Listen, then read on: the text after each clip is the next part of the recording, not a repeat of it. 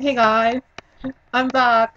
I've been really busy, that's why I haven't been making a video, but in this video I'll talk about how the Conservative Party in Canada is not really conservative. They're a big spender.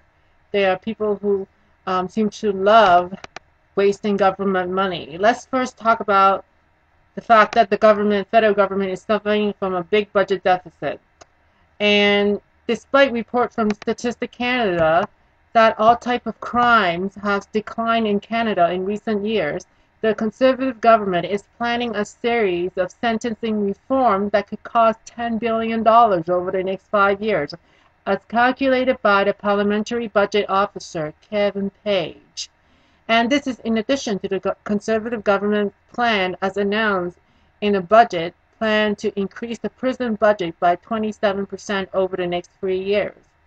And of course, the census. That's what everyone has been talking about.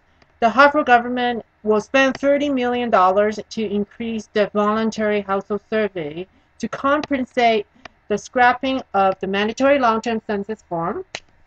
And this is the waste of money being spent because a voluntary sample household survey, as every person has said, is not statistically relevant because some Canadians will be less likely to fill out a census form than other Canadians just by the fact that it's not mandatory. So the final result will be impossible to draw any conclusion from. So the voluntary household survey is a complete waste of money.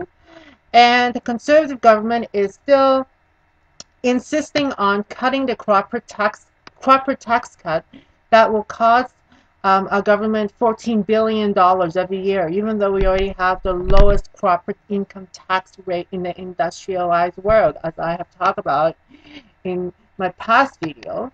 And aside from the over $1 billion spent on the G20 summit and also the cost of civil liberties, the federal industry Tony Clement has spent $40 million in his own riding to finance infrastructure project that will create a lasting legacy for the Parry Sound Muskoka area. I quoted.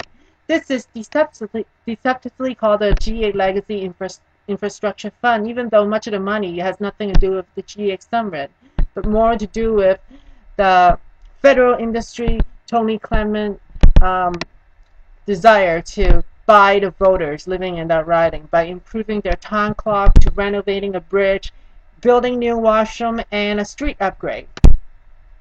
Even though the Harper government often said they hate socialism, they have decided not to bid competitively for the cheapest price, and they have decided to spend $16 billion to purchase the latest, newest, shiniest flyer jet from a U.S. company, Lockheed Martin F-35. And just 2 weeks ago, the Harper government has decided to ignore the Charter of Right and Freedom yet again by appealing a court decision related to Omar Carter's right.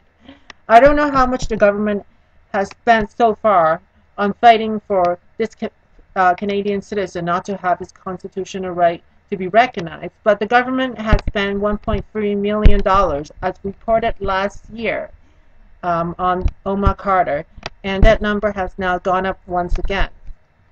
So the Conservative government has no problem spending money. It's just that most of the money they spend is not benefiting most Canadians, but on special interest group. And I'm sure when poor people need their help, they will say, well, we have no money. And they're right. They have no money because we're wasting it all on something else that serves the elites or the corporations that already are filthy rich.